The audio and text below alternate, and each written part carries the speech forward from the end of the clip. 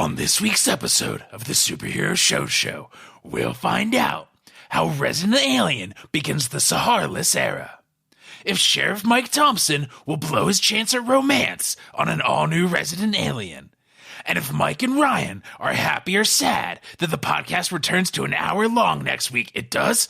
All that and more on an all-new episode of the Superhero Show.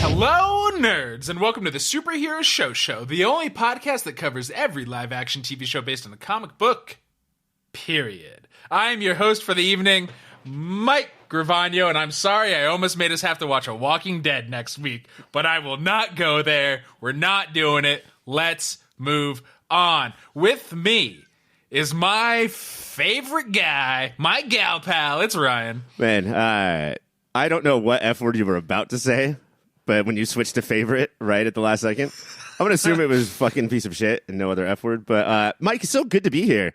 Do we have anybody else to introduce, or? We don't. It's a Mike and Ryan mess around. Wow. What is this, 2009? That is the last time. It's not the last time it happened, but it's the last time people enjoyed it happening. Yeah. And it was the day we met. Mm-hmm. And they went, I will enjoy this for 1 hour and 1 hour only. Oh, you guys are going to keep doing this week by week? I walked up to you the day we met. You were about to talk to me. Very excited. I put one shush finger right on your lips.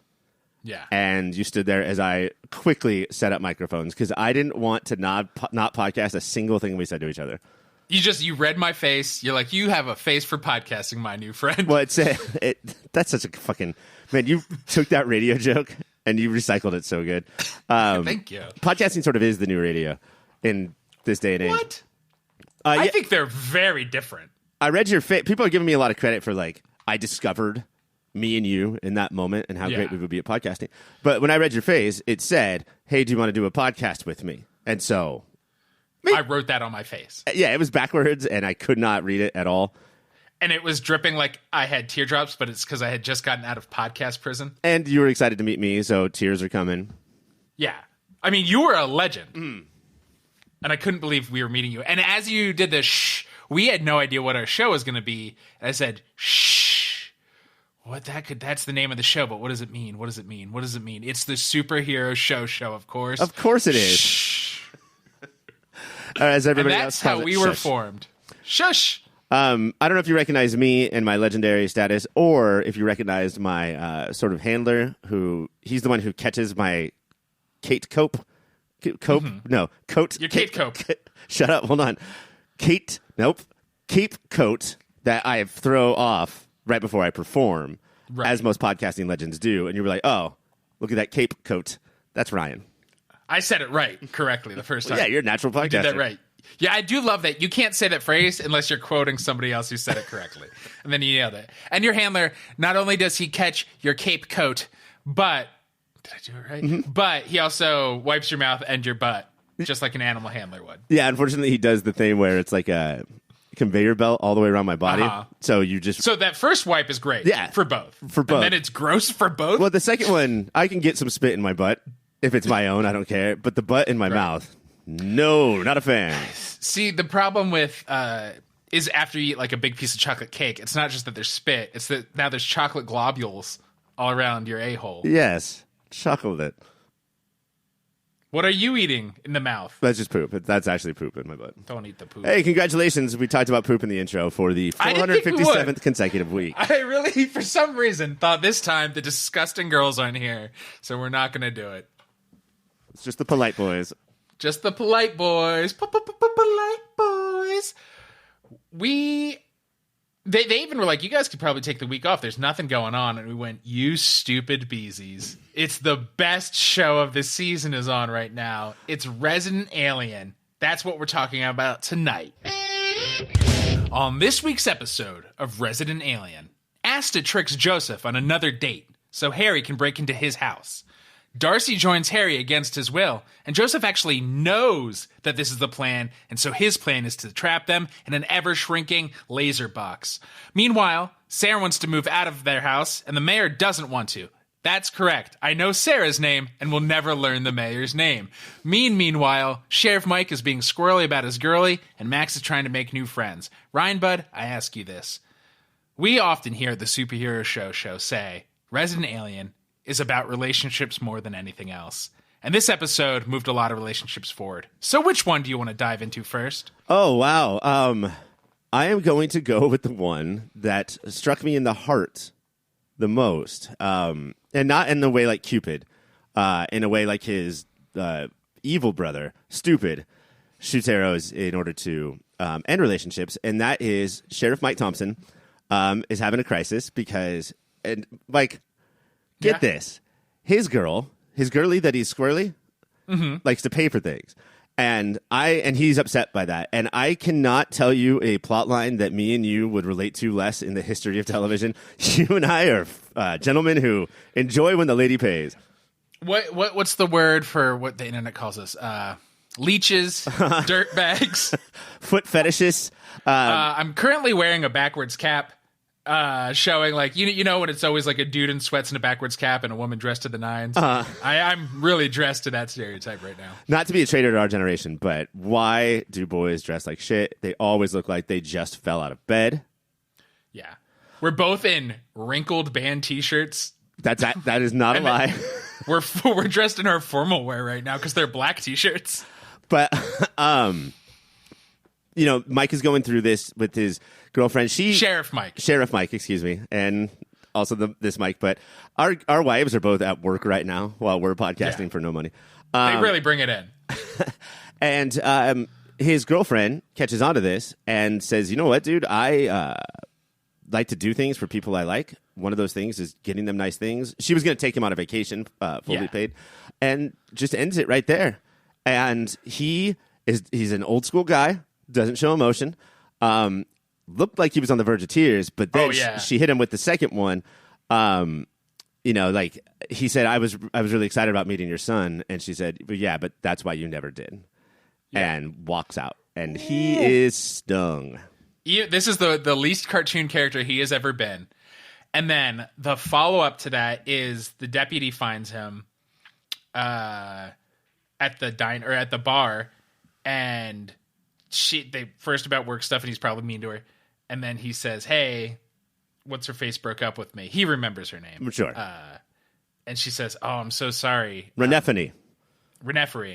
And she says, "I'm so sorry. If you don't want to be alone, I'm making Joe's favorite tonight." And he's like, "What's that?" She says, "Turkey meatloaf." And he goes, "Nope."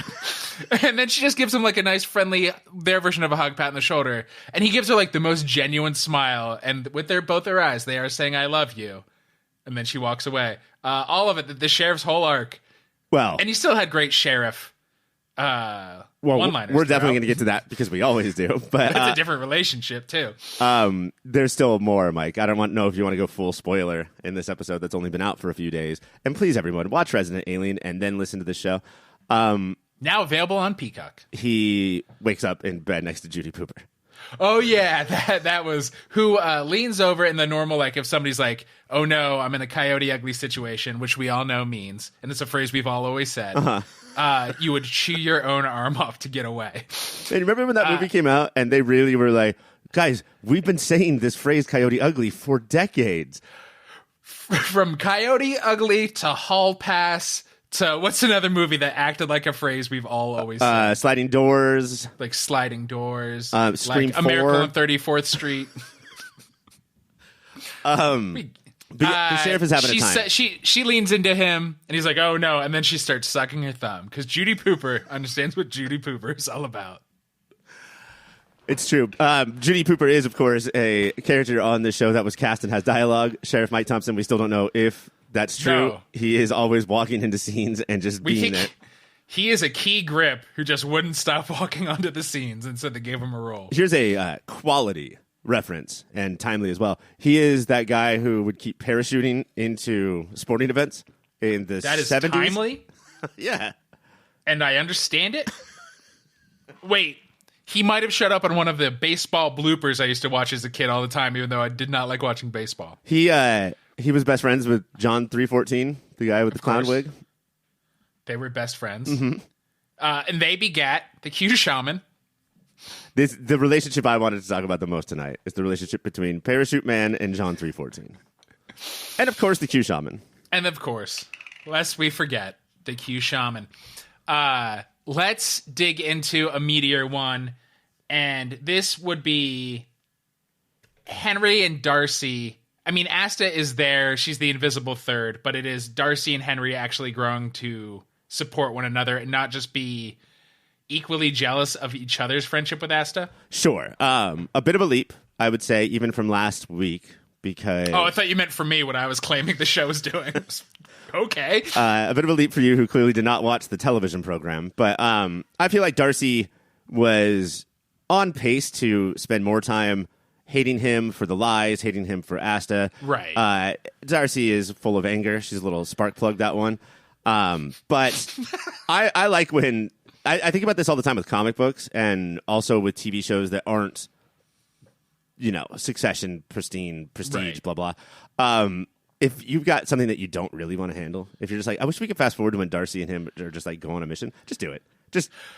And especially because what you want is the animosity. And Succession does this very well is we are on the same side and we hate that instead of we are not on the same side and we hate that. Right. Because then you're always like, why don't you both leave the room then?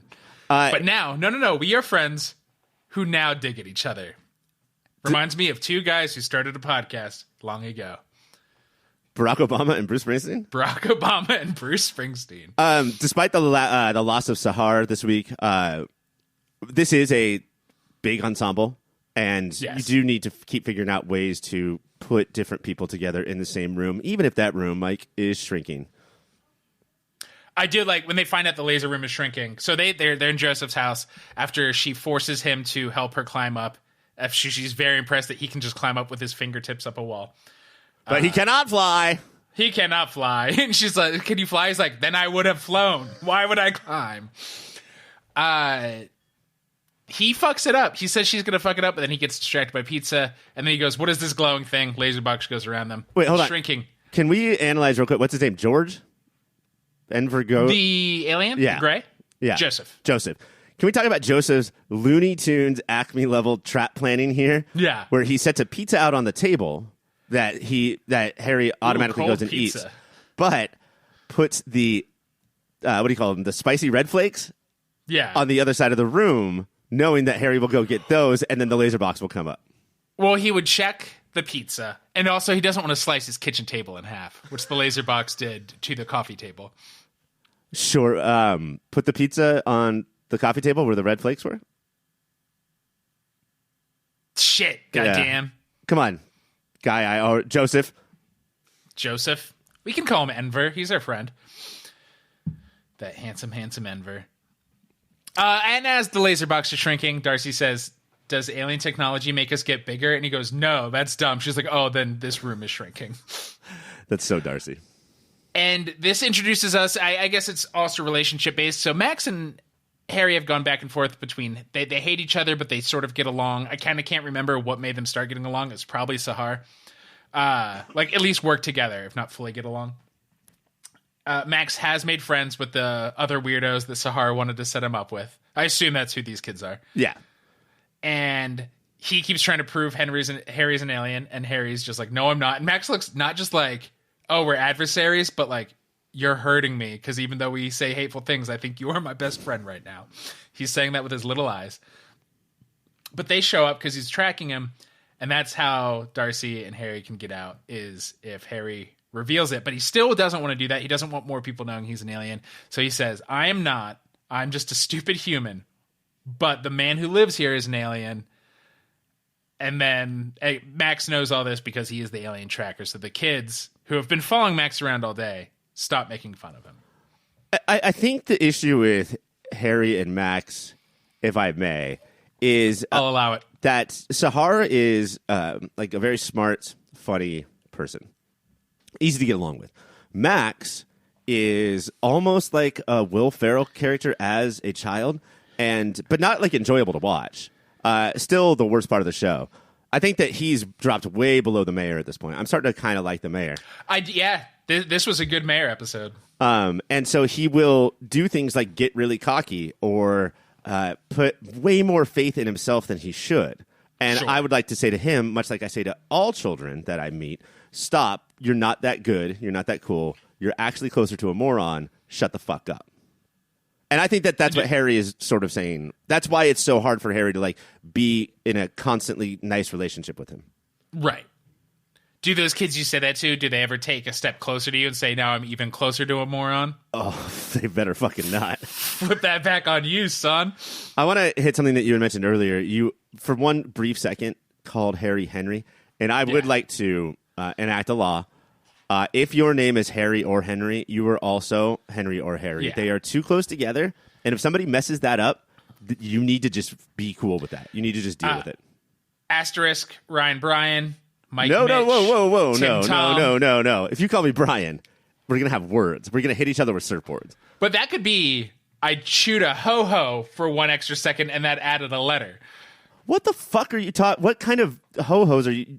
I mean, I would understand if you were chewing alphabet cereal, and as you said, Ryan, a bee Flew out and landed on my face, creating a Brian situation. Sure. I don't understand how ho-hos come into this equation. I'm just trying to think of chewing and you'd say something a little funky. I guess, I'm sorry. I was trying to give everybody a pass with names that are very similar as Harry and Henry. No. I don't. I think this is a very specific Harry Henry thing. Why is that? Because they're too close together. All Harrys you've met are Henry? Wait, all Henrys you've met are Harry? Yes. I mean, they're always, or Hank, that's short for Henry, right? I don't know. It is, I think. How? It's so barely shorter. I know. And introduces new letters, which Yeah. Where that, New letters are in play? Where'd that K come from, guys? Oh, alphabets. I don't think it's not a relationship, Asta and Joseph, but their date is great when the cards are on the table and they're trying to mentally one-up each other, and she realizes he's kind of an idiot, and he's like, tell me everything, and she says, Henry's real name is Mork. That's her, if he lets this slide, and then she just lies and mostly tells him about Mork and Mindy. I was kind of bummed that the girls weren't on this one, because there are, Bridge to the Future. Yeah. And we're their bridge to the past. And what percentage of the girls would have been like, oh my God, a Mork and Mindy reference? Hilarious. Mac likes Mork and Mindy? I think Mac likes Mork and Mindy. She just feels like somebody who... what I see in myself and her is somebody who watched TV way older than they are and so didn't know how to talk to kids their age. I mean, I think it's also paying attention to stuff, which Mac is the only one who does that.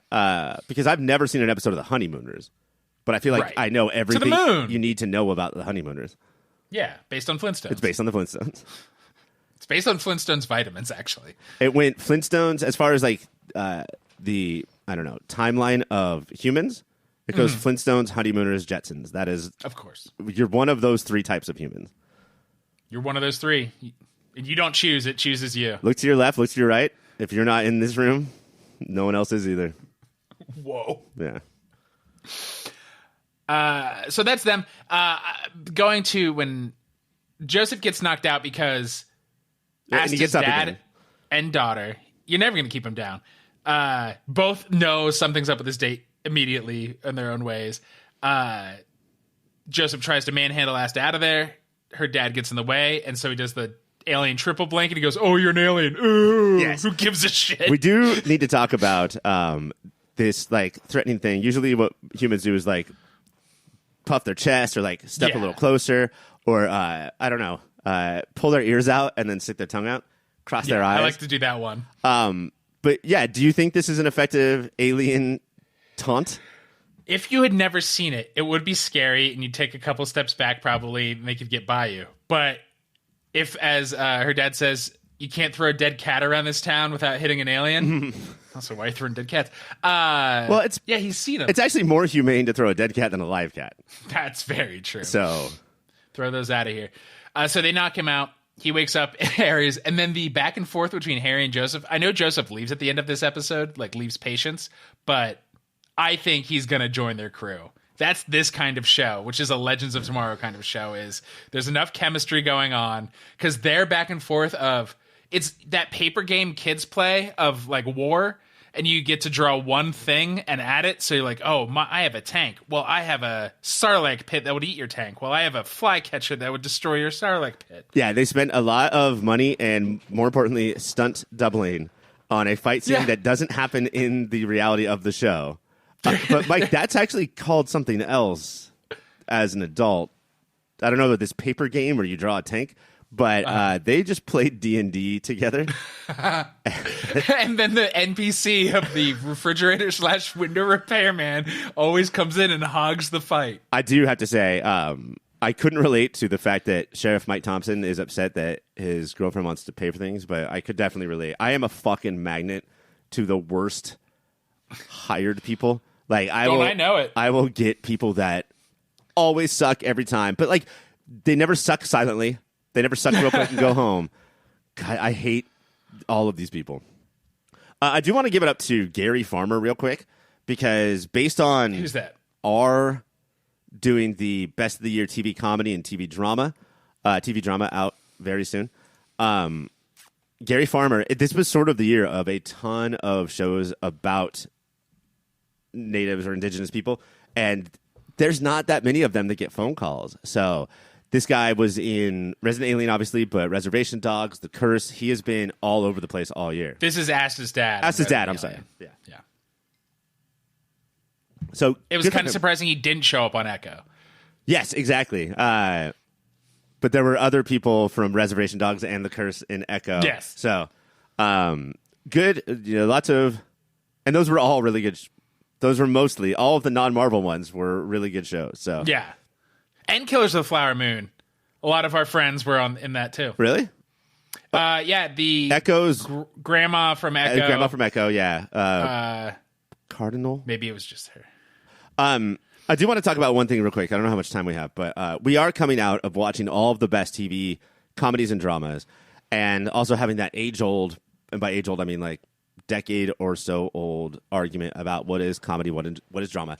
This show would be almost only because it's an hour long and not 30 minutes long, labeled as a drama. But let me just pitch to you the first 3 scenes of this episode. Okay. Opens up with Harry and Max and his friends going to Harry's house. Mm-hmm. Harry calls him a shit animal.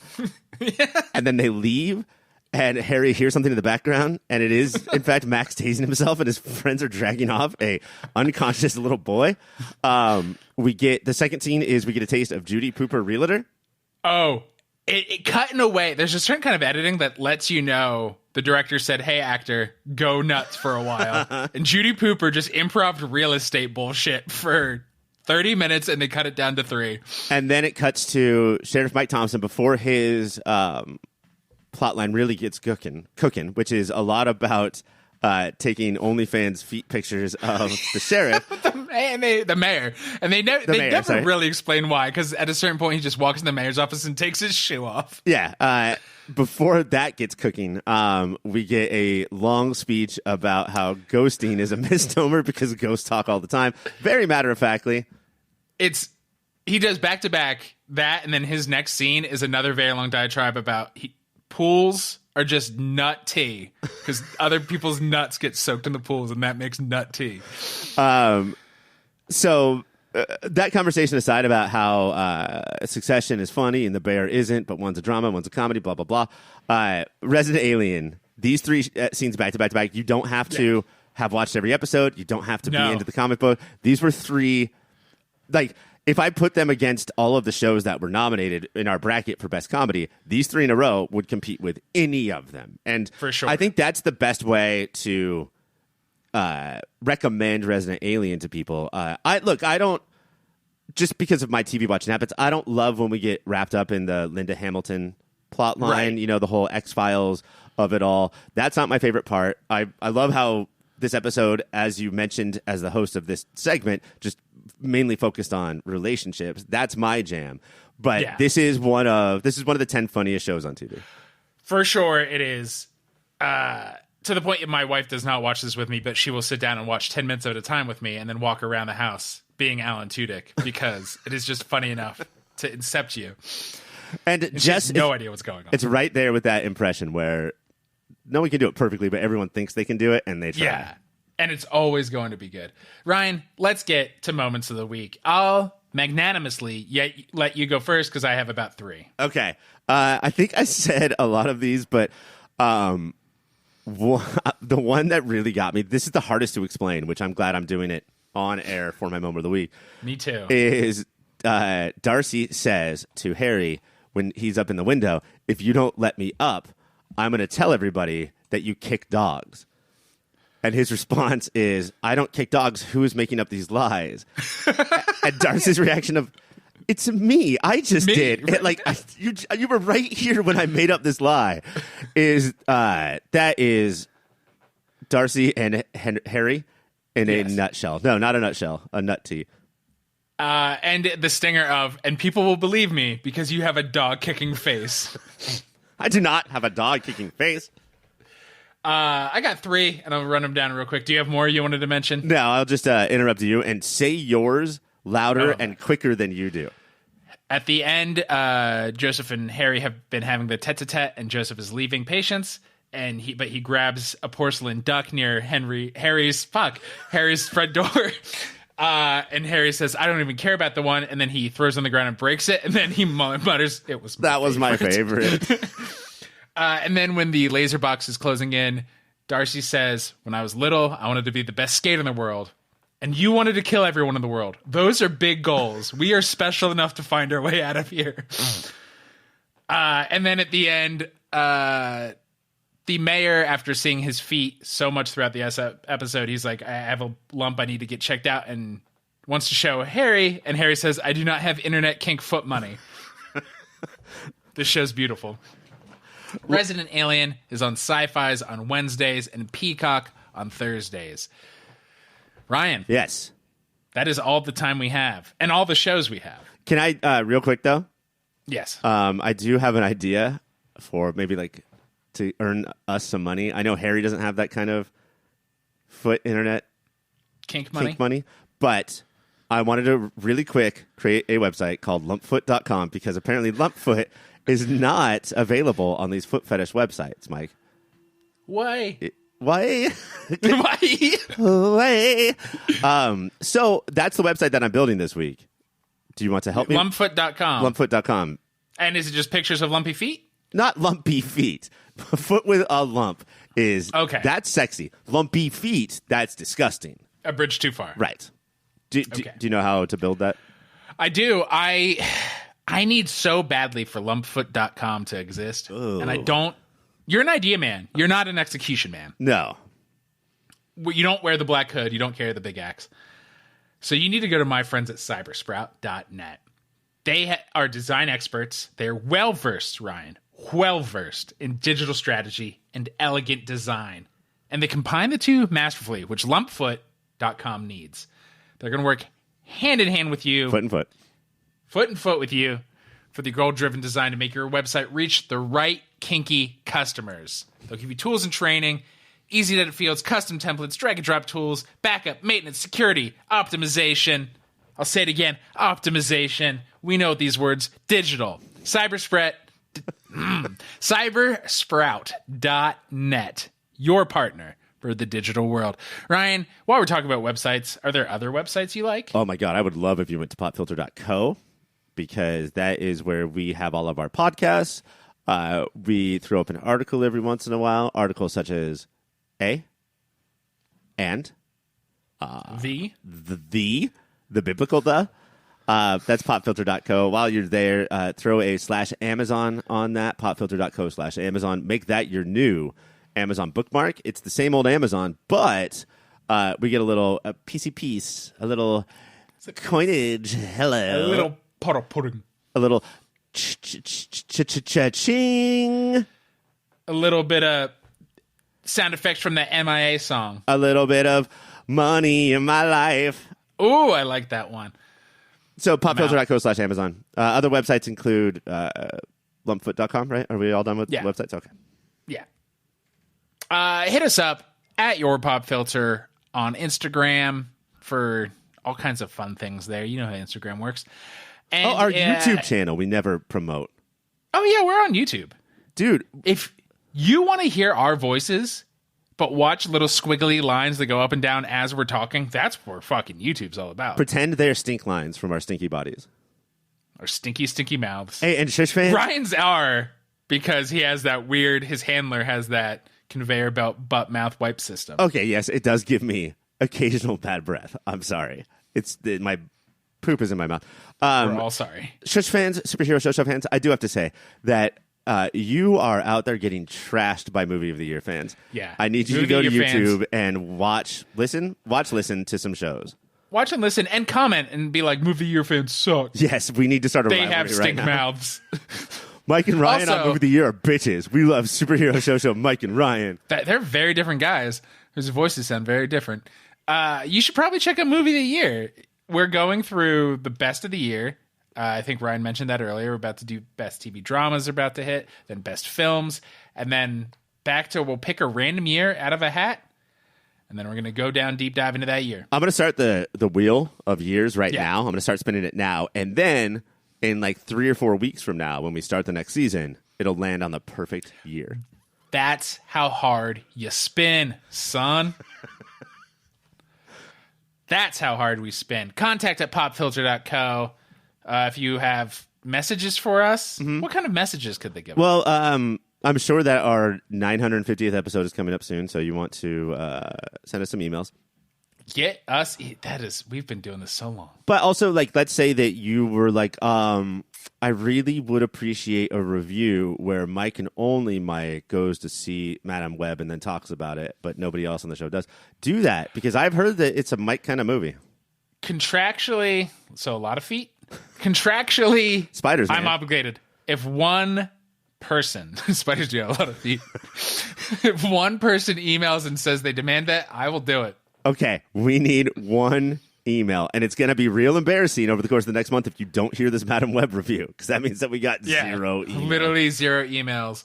Or you could say, I email and beg you not to do that. Don't do that. If any of those, I will filter out. I will pop filter out. Contact I'll at print them out, popfilter.co. put them through a paper shredder. That's all for this week. Next week, we are covering episode 3 of Resident Alien and doing our darndest to not talk about the premiere of The Walking Dead, The Ones Who Live. I want this like titling thing to become a thing. Walking Dead, The Ones Who Live. Like Reservation Dogs, The Ones Who Are Cats. I think that this should be the new way we talk about TV. Pen 15, the pens that are 16. Yeah, instead of being clever and thinking of a new title, you just add a colon. Yeah, Mr. and Mrs. Smith, Pen 15. Pen 15. Maya Erskine. Here we go.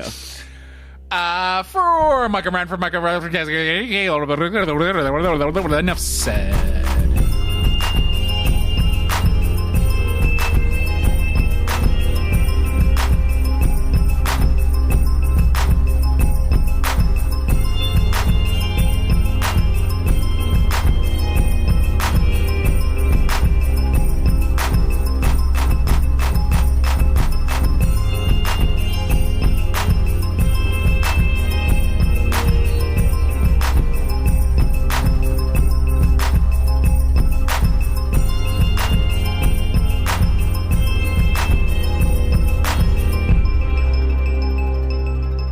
Put a period in so many weird places in that sentence.